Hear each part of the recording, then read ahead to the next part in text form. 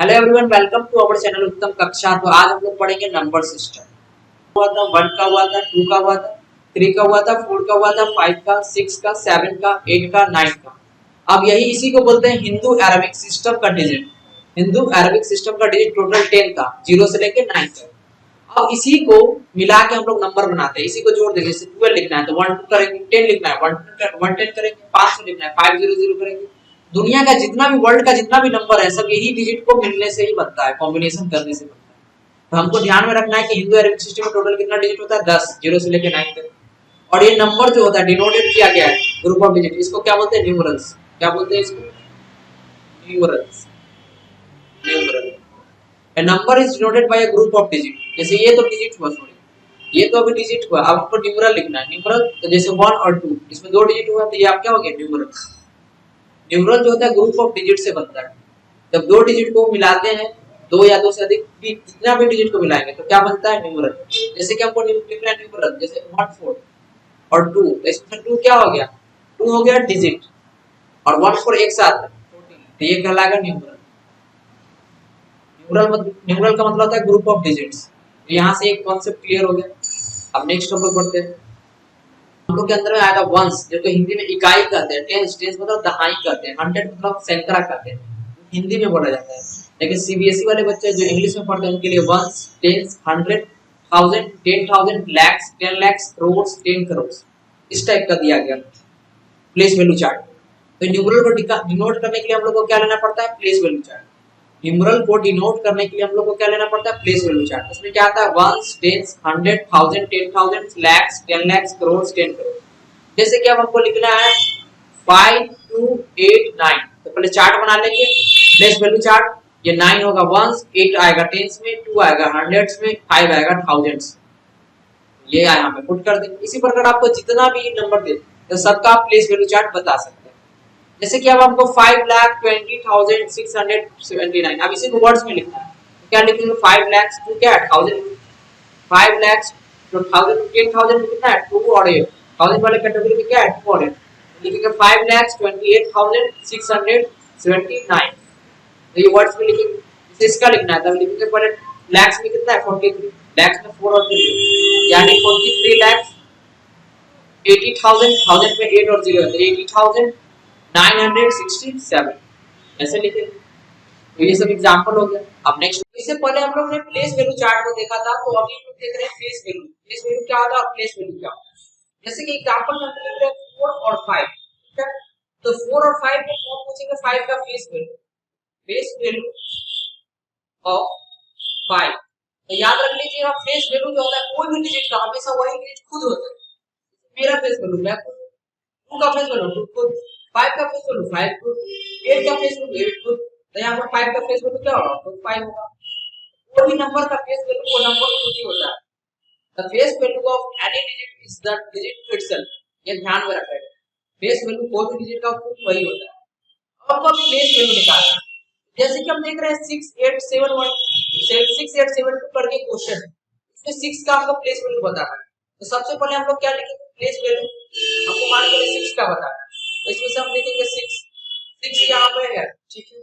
अब देखेंगे 6 कौन सा पोजीशन पे है? 1 10 100 1000, तो 6 इंटू हो गया 1000, का प्लेस वैल्यू आ गया 6000। जैसे प्लेस वैल्यू इस नंबर में देखते हैं 70988 का कोड का कहां पे? 1 पे, तो 4 into 1 4 हो गया। 8 का प्लेस वैल्यू, तो 8 कहां पे है? टेंस पे, तो 8 का 8 कहां पे? टेंस पे, तो 10 से मल्टीप्लाई हो गया 8 into 10 8। 9 का प्लेस वैल्यू 9 9 लिखा गया। 9 कौन सा प्लेस पे है? 1 10 100 प्लेस पे, 100 9 into 100 900 आ। तो ये हो गया प्लेस वैल्यू। हम लोग ने अभी देखा, क्या देखा? प्लेस वैल्यू देखा, और इसके साथ साथ प्लेस वैल्यू। प्लेस वैल्यू क्या था? प्लेस वैल्यू में पहले वो नंबर लिख देंगे, नंबर किस पोजीशन पे है? 1 पे है तो 1, 10 पे है तो 10, 100 पे है तो 100, 1000 पे है तो 1000, 10,000 पे है तो 10,000, lakhs पे है तो lakhs, इज इक्वल टू पे मल्टीप्लाई करके लेते हैं। और प्लेस वैल्यू कोई भी नंबर का नंबर खुद होता है, नंबर खुद होता है, सॉरी, डिजिट, किसी भी डिजिट का प्लेस वैल्यू डिजिट इटसेल्फ। तो ये हो गया। नेक्स्ट, अब हम लोग वेरियस टाइप ऑफ नंबर देख रहे हैं।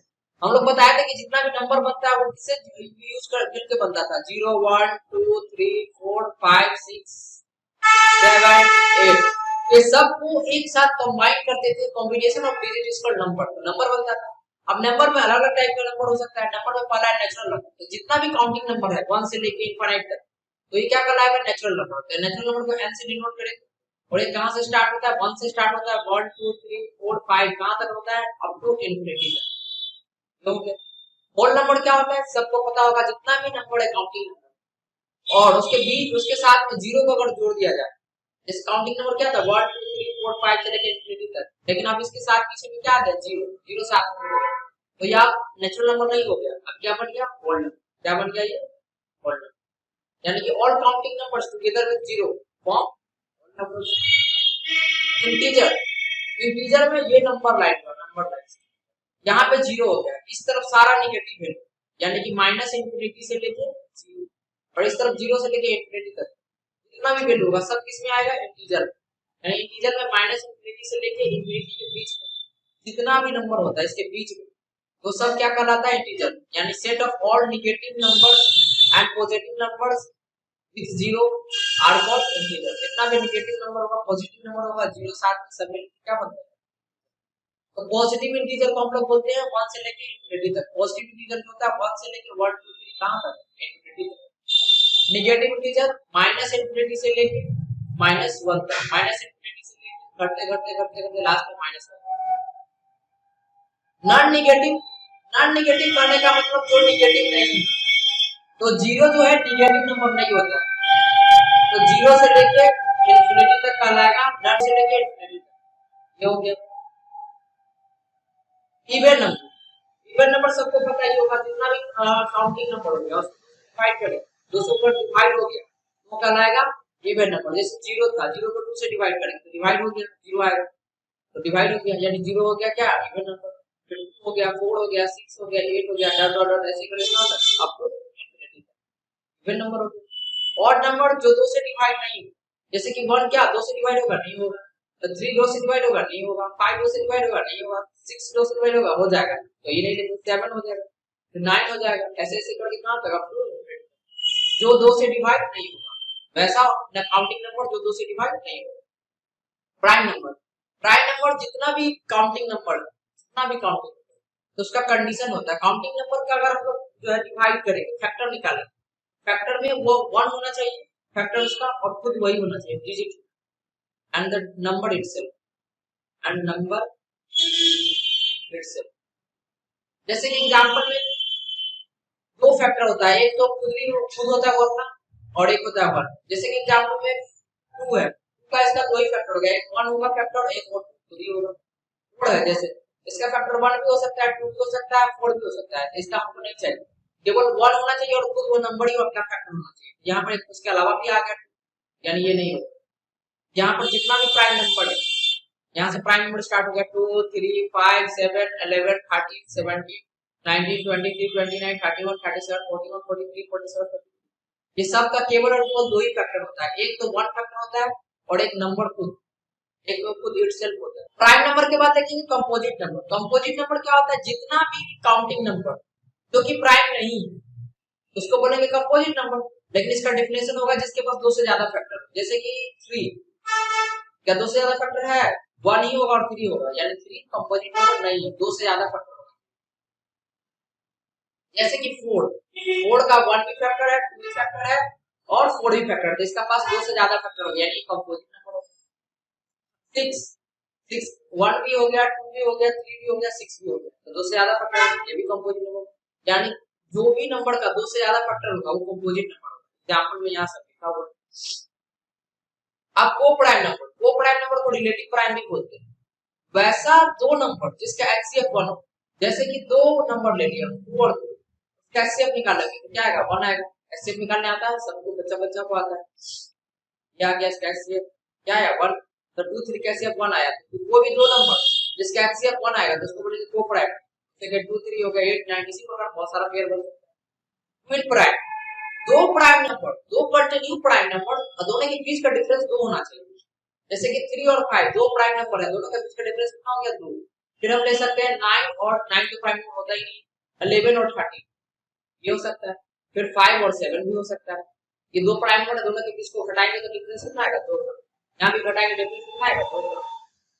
वैसा दो नंबर, दो प्राइम नंबर जिसका डिफरेंस क्या हो, 2, दो प्राइम नंबर का बीच का डिफरेंस कितना होना चाहिए, 2, उसको बोलेंगे ट्विन प्राइम। रैशनल नंबर, कोई भी नंबर जिसको हम लोग p बाई q के फॉर्म में एक्सप्रेस कर दो, जहां पर q जो है p और q इंटीजर होना चाहिए, p और q इंटीजर का बिल्कुल जीरो नहीं होना चाहिए। अगर मैथ में अगर 4 को 0 हो गया तो ये नॉट डिफाइंड होगा। ये मैथ में कोई फिक्स है ही नहीं, इसका और कोई डिफाइन ही नहीं किया गया।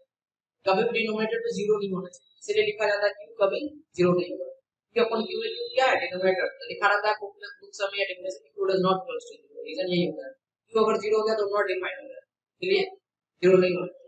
जैसे कि 1/8 - 8/11 0, इवन 0 है तो कुछ नहीं होता, क्या होगा 1, इसको हम लोग p बाई q के फॉर्म में लिख लिया, q 0 भी नहीं, यानी 0 इज रैशनल नंबर। ये हो गया। अब हम लोग देखते हैं इरेशनल नंबर। इरेशनल नंबर उसको बोलते हैं जिसको हम लोग p बाई q के फॉर्म में एक्सप्रेस नहीं कर सकते, और इसके अलावा ये नॉन टर्मिनेटिंग नॉन रिपीटिंग होता है। नॉन टर्मिनेटिंग करने का मतलब जैसे कि पाई का वैल्यू, पाई का जब वैल्यू होता है 3.14 समथिंग समथिंग करके, वो नॉन टर्मिनेटिंग नॉन रिपीटिंग आता है, इरेगुलर आता है।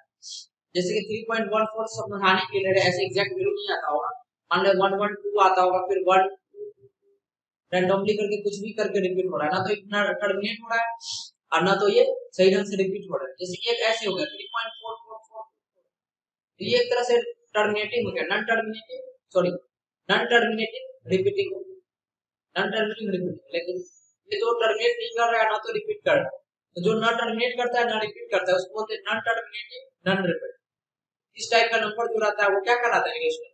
इसमें पाई होता है इरेशनल नंबर, ई भी होता है इरेशनल नंबर, लॉग में हम लोग ई यूज करते हैं, या कैलकुलस में भी ई का यूज, सिंबल का यूज करते हैं। उसका ये वैल्यू जो होता है वो नॉन टर्मिनेटिंग नॉन रिपीटिंग होता है, इसलिए ई भी इरेशनल होता है। और जो किसी का परफेक्ट स्क्वायर नहीं होता, जैसे रूट का परफेक्ट स्क्वायर, तो परफेक्ट स्क्वायर रूट है नहीं है, तो ये हो गया इरेशनल नंबर। रूट 3 की नहीं, इरेशनल नंबर, रूट 4 है तो ये नहीं होगा, इरेशनल होगा। जो किसी का परफेक्ट स्क्वायर और परफेक्ट क्यूब नहीं, वो भी क्या होता है, इरेशनल। इंपॉर्टेंट फैक्ट्स, और जितना भी नेचुरल नंबर है वो होल नंबर होता है, बिल्कुल सही बात है। लेकिन जितना भी होल नंबर होता है वो नेचुरल नंबर नहीं होता है, ध्यान रखने वाली बात है।